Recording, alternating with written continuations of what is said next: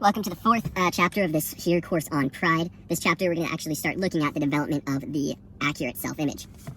Now, the accurate self-image is going to be our counter to the inflated self-image. So, as we've seen, pride is going to cause our self-image to inflate, and this inflated self-image is going to cause us to take various ineffective actions, and then we're going to suffer consequences of these ineffective actions. So, with this emotional awareness of pride that we've developed in chapter 3, we can kind of see how now, with the ability to identify when pride is swaying our perspective on reality, we can identify that and now use that awareness to go through the process of constructing our accurate self-image. And this accurate self-image is going to allow us to take effective action, and not just that, but strategize any pursuit or goal or endeavor in life from a strategic standpoint. Before we start to look at how we're going to construct an accurate self-image, I want to look at a couple of basic principles of rationality. Now, we could do a whole course on how to be more rational, but I want to, this is a course about that, it's a course about pride, so I'm just going to lay out kind of the foundation of rationality and a couple of basic principles that if you follow them, you'll probably be a much more rational individual. So the first is to practice negative capability.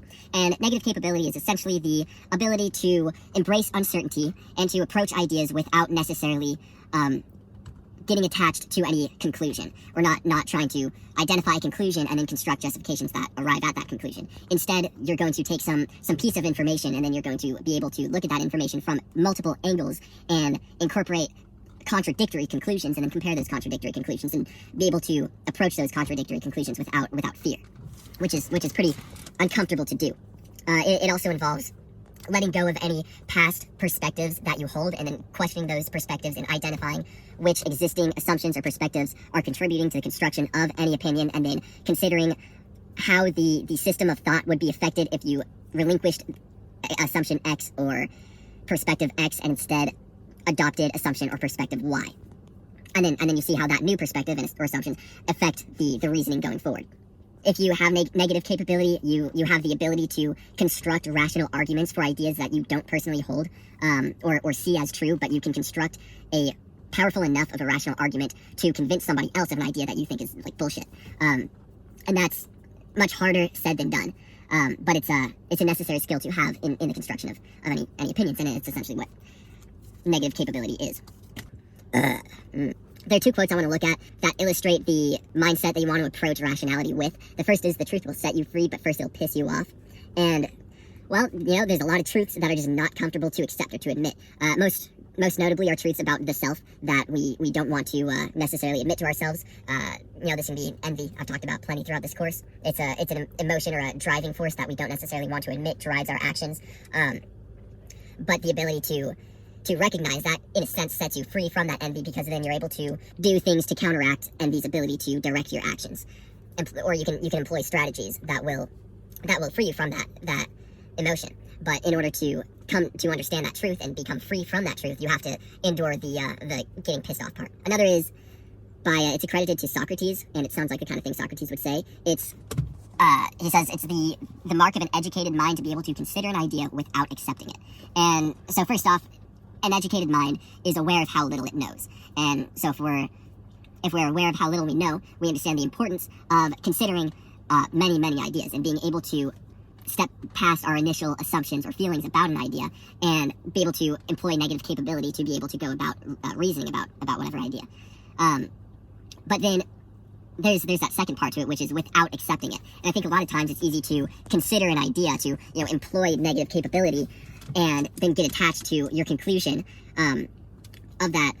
your conclusions after employing negative capability. And instead of actually getting closer to truth, all that happens is you get attached to a new idea or a novel idea. And so not being able to consider an idea without accepting it is essentially the ability to look at some idea, reason about it, but then not feel the urgency or the impatience to get attached to any conclusion right now, but instead to be able to play with it over a long course of time, and then be able to maintain your flexibility around that idea.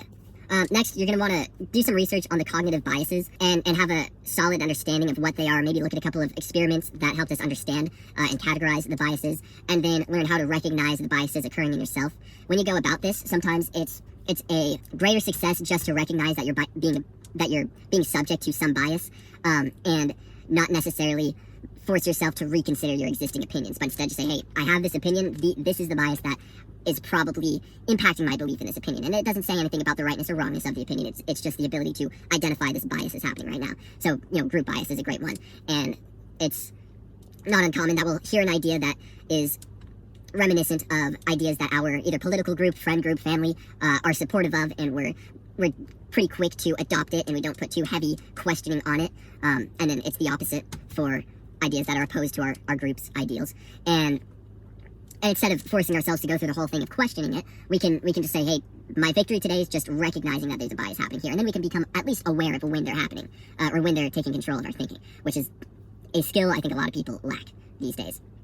And it's a hard skill to develop. Next is kind of in the same vein of recognizing or knowing and then recognizing the biases. It's kind of like an emotional awareness, but for biases. But this can be knowing the elements of the lens, and obviously the elements of the lens are going to be more tied to the specificity of how the biases operate in you. So if you know your existing perspectives, then you can more easily identify when certain biases are operating in you by realizing when you're looking at ideas that are aligned or misaligned or contradictory with your existing perspectives. You can also look at your past experiences and think about how those past experiences might affect your perspectives. So perhaps you went to a very Catholic school, or a very conservative school, or a very liberal school, and that school is just like not a fantastic place to be.